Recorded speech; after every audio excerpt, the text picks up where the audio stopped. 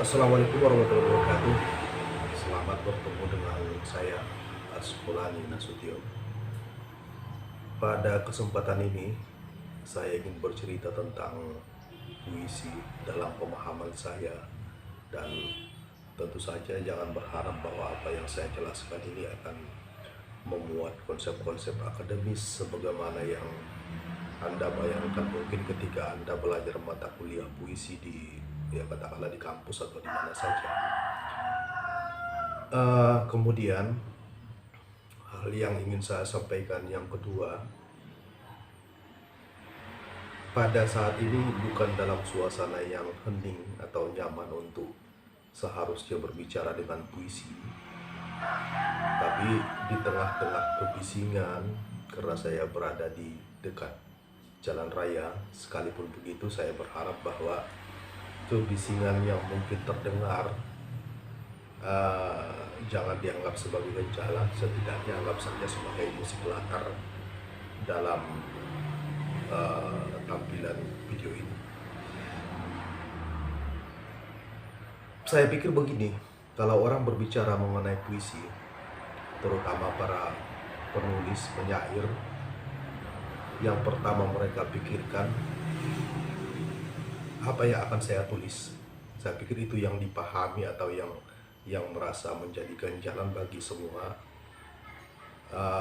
katakanlah calon penyair atau penulis puisi, karena kita selalu terobsesi dengan puisi-puisi para penyair yang hebat, katakanlah puisi Rendra, Sutarja, Hairil Anwar, seperti Djoko Damono dan seterusnya, sehingga begitu kita memulai menulis puisi, ya yang kita bayangkan pertama, apakah puisi yang kita buat akan sedahsyat yang mereka para penyair-penyair hebat itu membuatnya.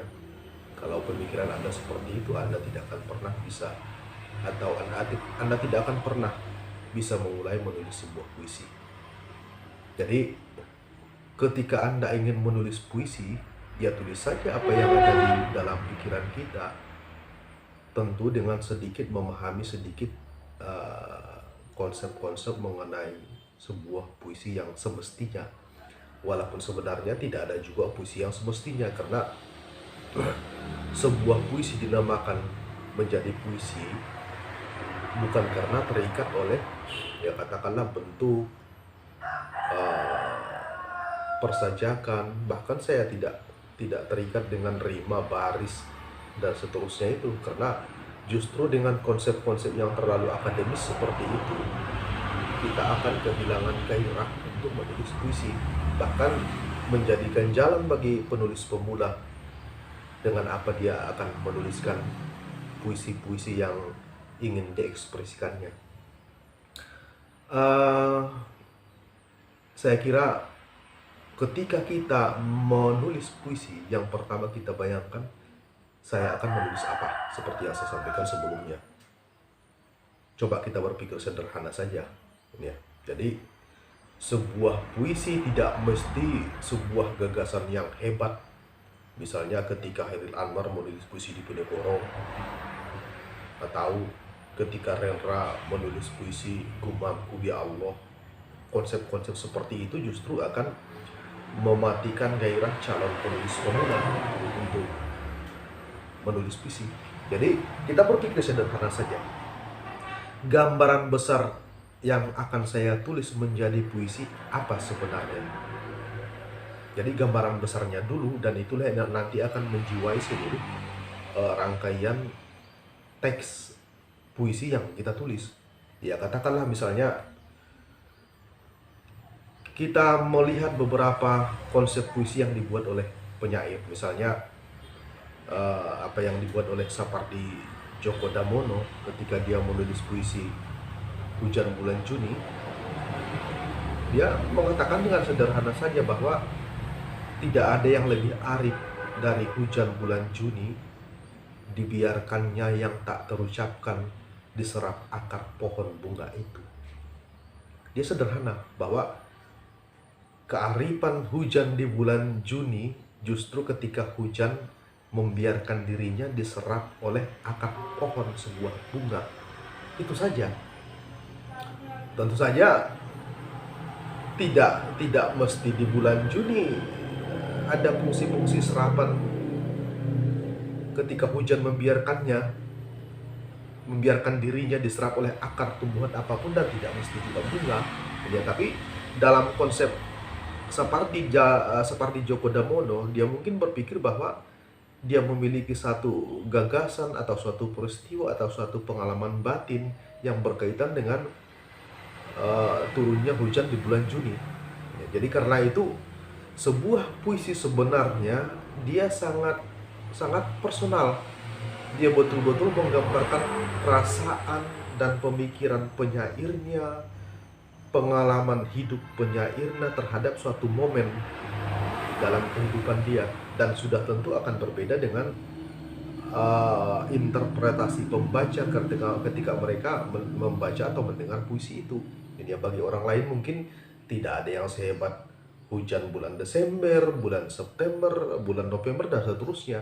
Tapi justru ketika dia memilih bulan Juni, hal yang sebenarnya tidak identik dengan musim hujan, puisinya justru menjadi kesannya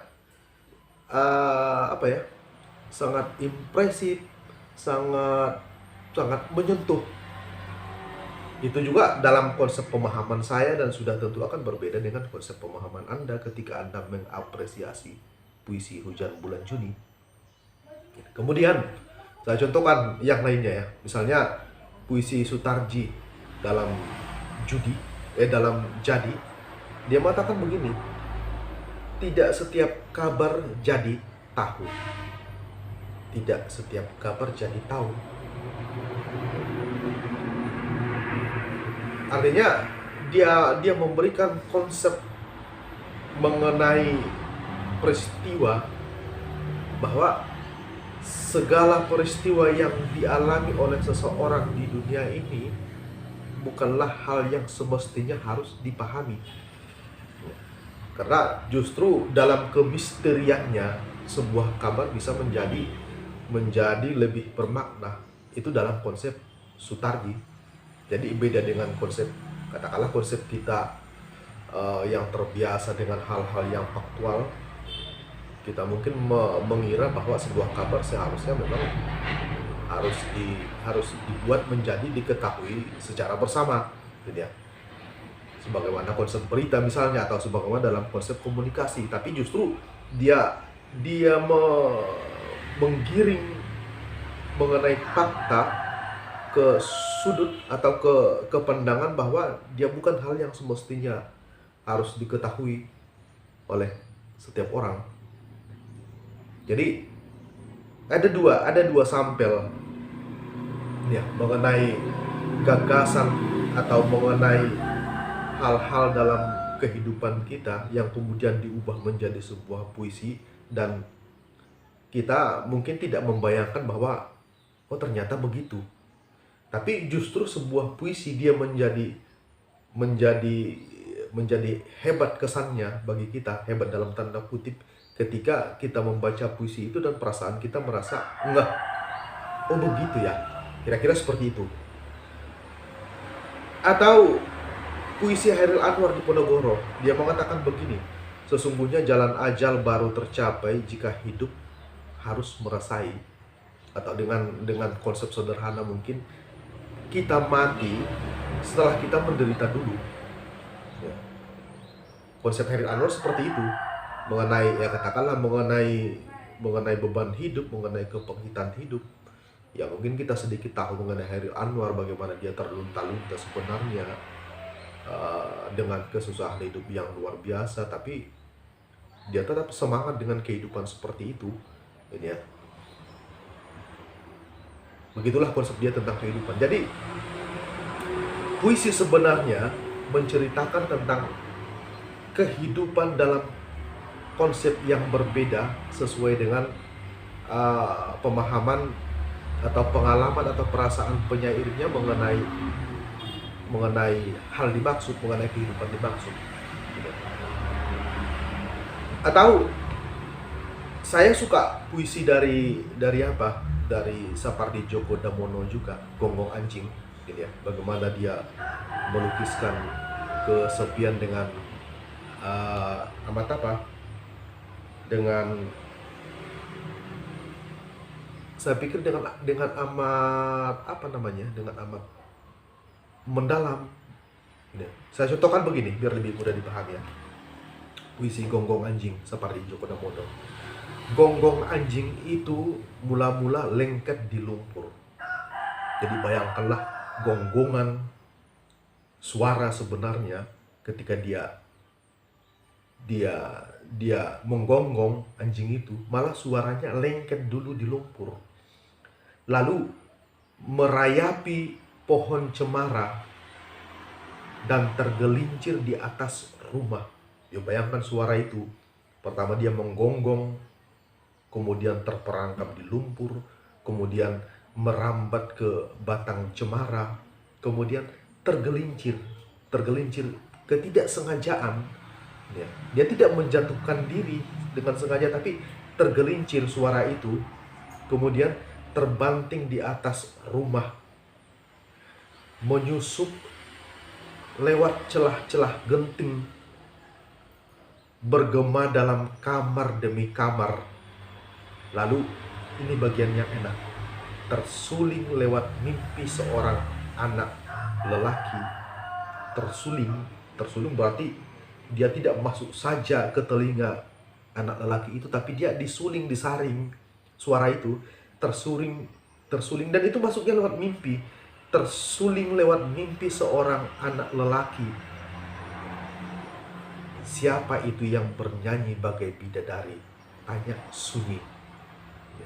Jadi seolah-olah suara anjing yang identik dengan kekerasan, identik dengan barbar, identik dengan jagal, ya. Tapi di telinga seorang laki-laki yang kesepian, dia merasa bahwa suara itu seperti suara bidadari. Itu ada di kumpulan Sejaknya Perahu Kertas tahun 1982. Jadi seorang penyair pemula, dia selalu membayangkan bahwa menulis puisi hanya sebatas mengubah kata-kata yang tidak indah menjadi indah. Apalagi kita di sekolah dicekoki dengan konsep seperti itu, bahwa puisi itu adalah kata-kata yang indah. Sehingga terjadilah seorang penulis pemula, dia akan memilih kata-kata yang kesannya indah, walaupun ketika kita mendengarnya tidak indah. Misalnya kata-kata matahari diganti menjadi mentari, kata-kata bulan diganti dengan rembulan, ini ya. Kata-kata apa lagi? Ya. Pendeknya, segala kata-kata yang dia pikir indah itu hanya ketika dia dipilih dalam bentuk bunyi yang berbeda. Seolah-olah keindahan dalam puisi hanya ketika dia bunyinya berbeda, bunyinya romantis, padahal romantisme kan bukan dalam makna leksikal kata. Saya ulangi, romantisme saya pikir atau keindahan bukan dalam makna leksikal kata, tapi maknanya justru ketika kata itu bergabung dengan kalimat lain lalu menimbulkan suasana yang romantis indah. Jadi sama sekali bukan pada makna bawaan dari kata itu, bukan pada makna leksikalnya. Itu yang sering tidak dipahami oleh penyair pemula, sehingga mereka membuat puisi dengan seluruh kata-katanya memang pilihan kata yang indah, tapi ketika dia digabungkan menjadi kalimat, dia menjadi kalimat yang biasa saja, menjadi frase yang biasa saja. Ini ya. Itulah kesalahan terbesar kita ketika menulis puisi. Saya pikir ya, karena di sekolah kita direcoki dengan bahwa puisi itu adalah kumpulan kata-kata indah. Ya, itu termasuk kesalahan guru bahasa Indonesia, termasuk saya mungkin yang mengajarkan hal seperti itu. Ya, dulu. Ya. Jadi estetika sebuah puisi memang harus estetis. Ya. Apapun ungkapan yang dipilih oleh puisi, ketika dia tidak estetis, dia kehilangan ruhnya sebagai puisi. Ya. Jadi konsep indah seperti itulah seharusnya yang harus dipahami, bukan pada makna leksikalnya. Ketika dia digabungkan menjadi struktur frase atau kalimat atau lirik, ya, gabungan dari kata-kata yang membentuk pengertian baru itu kesannya estetis, kesannya indah, kesannya romantis dalam tanda petik, bahwa mungkin perlu juga kita pahami bahwa romantisme tidak hanya dalam hubungan katakanlah hubungan lawan jenis, ya. Romantisme justru ketika kita melihat berbagai masalah, berbagai kejadian, berbagai momen dalam sisi yang menyentuh perasaan. Bagi saya itu romantisme, ya. Jadi puisi juga sebenarnya dia menolok seorang penyair berbicara mengenai suatu hal. Dia tidak butuh dialog untuk menyampaikan hal itu kepada orang lain. Tapi tentu saja, apakah sebuah puisi tidak boleh ada kutipan langsung seolah-olah kesannya dialog? Boleh, yang seperti itu. Tidak, tapi keindahan, unsur utama sebuah puisi itu justru di monolognya, bicara ekspresi batin dari penyairnya saja, ungkapan perasaan dari penyairnya, ungkapan pikirannya, imajinasinya tentang suatu hal, ya. Dialognya justru dialog dengan pembaca, bagaimana pembaca menyikapi apa yang ditulisnya sebagai puisi. Dialognya di situ, dialog batin, ini ya, bukan dalam bentuk lirik yang ada dialognya, ya. Jadi namanya monolog tentu saja bukan hal yang mudah untuk menyampaikan segala perasaan, pemikiran, dan imajinasi kita kepada orang lain dalam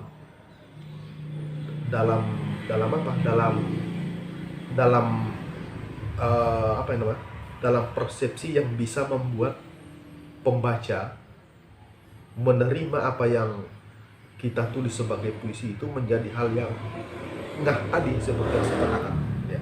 Maaf, saya sulit sekali mengatakan ini. Mungkin bisa saya perjelas lagi lebih dalam seperti ini, ya. Kita sering berbicara kepada orang lain, ya, tidak terlatih untuk berbicara secara sepihak saja lalu orang lain memahami apa yang kita sampaikan secara benar, ya. Karena kita lebih banyak berdialog dengan orang lain. Misalnya ketika kita berbincang-bincang dengan orang lain, kemudian disikapi begini, lalu kita jelaskan lagi begini, ya. Dijawab begini, kita jelaskan lagi begini. Kita terbiasa dengan cara-cara seperti itu untuk menjelaskan pemahaman, perasaan, dan imajinasi kita terhadap suatu hal. Di puisi justru dia kebalikan dari itu. Kita berbicara sendiri kepada orang lain, ini ya, pembaca maksudnya, dia akan membaca puisi kita, berbicara sendiri, mengungkapkan sendiri perasaan, pikiran, dan imajinasi kita, tentu dengan pilihan kata yang menciptakan makna yang padat. Beda puisi dengan prosa justru pada kepadatan makna itu. Prosa mungkin bisa diurai sedemikian rupa menggunakan sekian banyak kalimat, menggunakan kalimat yang sekian panjang, kalimat panjang, dan seterusnya, dengan beberapa pilihan kata atau diksi atau frase yang kita ubah sedemikian rupa, ya, agar orang memahami apa yang kita sampaikan. Itu prosa. Tapi di puisi, kalau untuk menyatakan sesuatu bisa dengan satu kalimat, mengapa harus menggunakan beberapa kalimat? Prinsipnya seperti itu. Karena itu ada puisi dari Sitor Situmorang, ya, judulnya Malam Lebaran, isinya bulan di atas kuburan, itu saja. Dia hanya menggunakan isinya satu baris kalimat saja. Jadi saya ulangi, puisi untuk membuat maknanya menjadi padat, kalau bisa dengan satu kalimat, jangan menggunakan dua kalimat. Kalau bisa dengan satu frase pendek, jangan menggunakan satu kalimat. Kalau bisa dengan hanya satu kata, jangan menggunakan dua kata.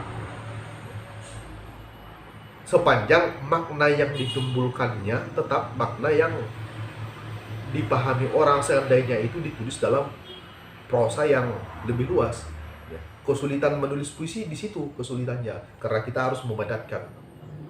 Jadi yang sering kita lihat adalah kita membaca puisi dari pemula, beberapa baris yang ditulis dalam puisi itu, tapi kita merasa bahwa kesannya dia tidak padat.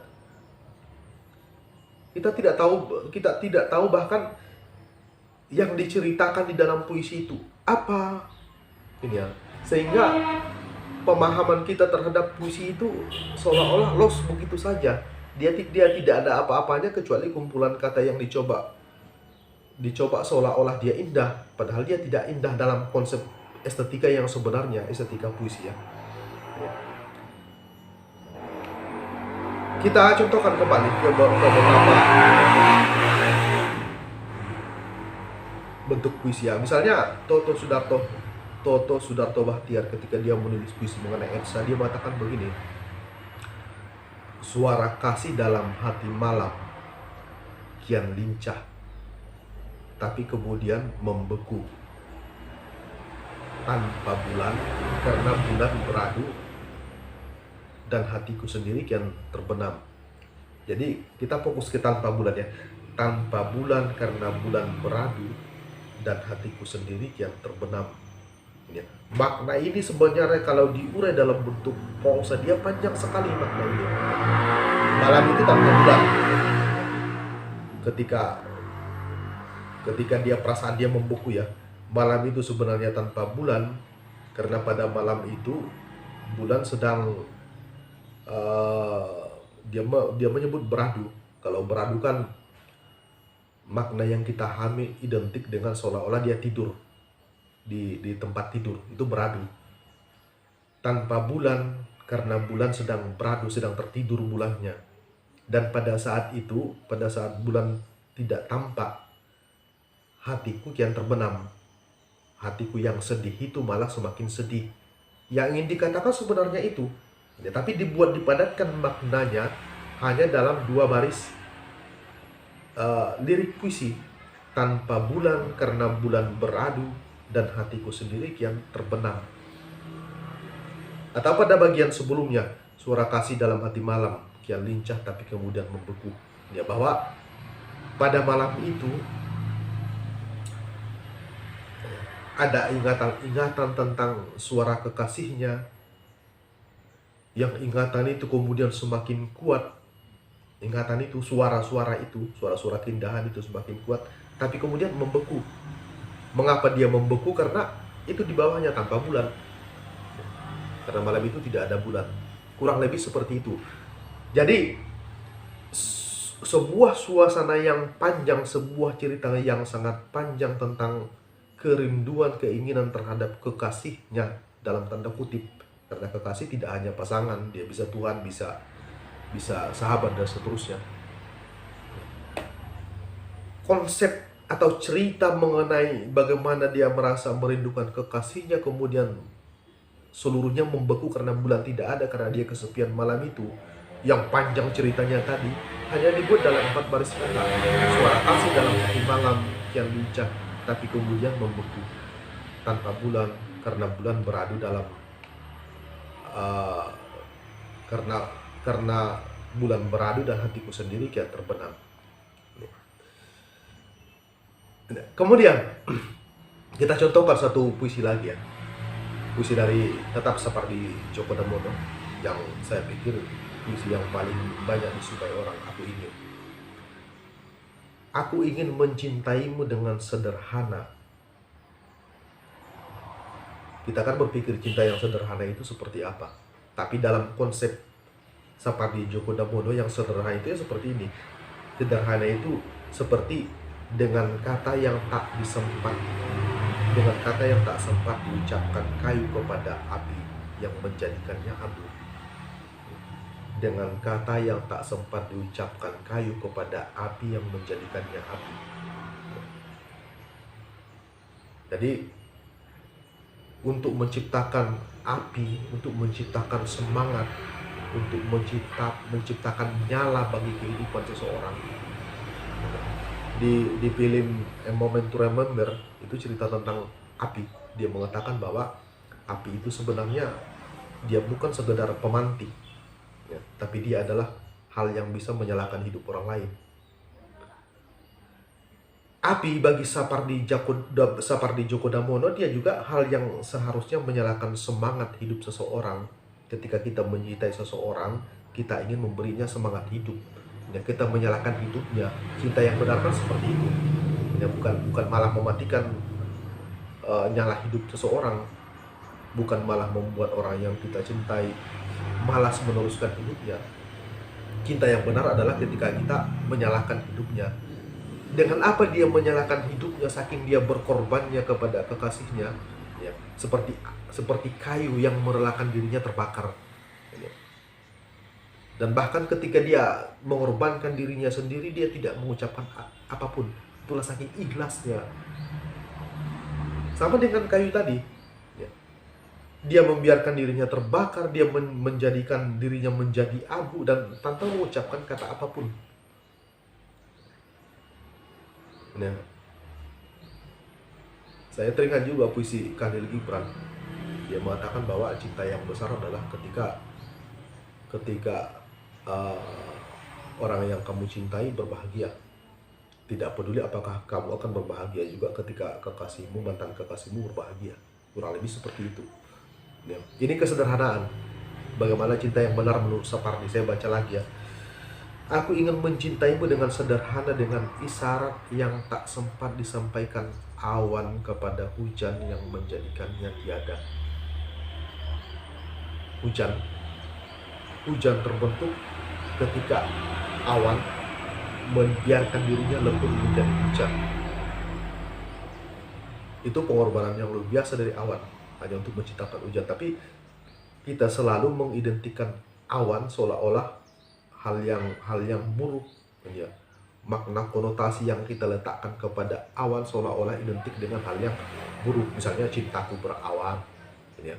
Ada lagu Cinta Berawan dari si siapa namanya, saya lupa, penyanyi dangdut itu, Cinta Berawan, ya. Seolah-olah awan identik dengan kegelapan, kesedihan, ya. Hal yang tidak diinginkan dan seterusnya, ya. Padahal itu tadi awan sebenarnya justru konotasi atau ikon dari seseorang yang berkorban untuk orang lain, ya. Isyarat yang tak sempat disampaikan oleh awan kepada hujan yang menjadikannya tiada. Karena ketika hujan itu turun, awan hilang, dia tidak ada, dia tidak tersebut lagi dalam cerita berikutnya, ya. Berapa orang sih di antara kita yang merelakan dirinya kepada orang lain untuk membuat orang lain berbahagia, dan dia menutup cerita dirinya sendiri, karena setelah itu dia telah mati, ya. Kesederhanaan itulah konsep Sapardi Djoko Damono tentang cinta yang tulus, tentang keikhlasan, tentang kesederhanaan, ya. Itulah cinta yang sederhana menurut dia. Ini kan konsep yang sebenarnya sangat luas. Ketika kita jelaskan satu puisi ini saja, kita bisa menjelaskannya berjam-jam, ya. Tapi hanya dibuat dengan 6 baris saja, ya. Penggalan ini hanya dibuat dengan 6 baris saja, tapi maknanya luar biasa. Penulis pemula itulah yang kadang-kadang yang tidak memahami seperti apa menulis puisi. Dia mencoba menulis puisi berpanjang-panjang, ya, sekian bait, sekian baris, tapi ketika kita baca, dia tetap tidak menimbulkan makna yang ngeh bagi pembaca, karena dia tidak memadatkan makna. Jadi seindah apapun pilihan kata yang digunakan, ya, kalau maknanya tidak dipadatkan sebagaimana beberapa penyair tadi memadatkan makna itu, puisimu tidak akan pernah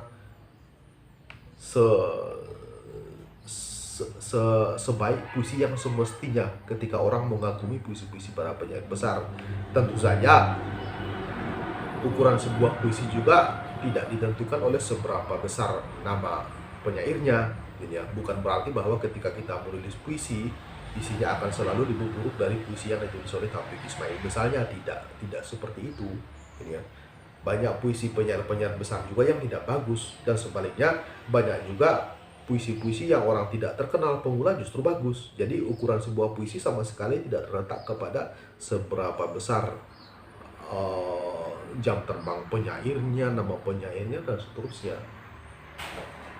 Ya, dan tidak mesti juga harus sama dengan konsep mereka bagaimana mengubah pemikiran, momen, perasaan, atau riwayat pengalaman diri kita menjadi sebuah puisi. Ya. Saya pikir kurang lebih itu yang bisa saya sampaikan untuk kita. Nanti saya sambung lagi di bagian berikutnya. Semoga bermanfaat. Momen yang sedikit itu saja. Terima kasih. Wassalamualaikum warahmatullahi wabarakatuh.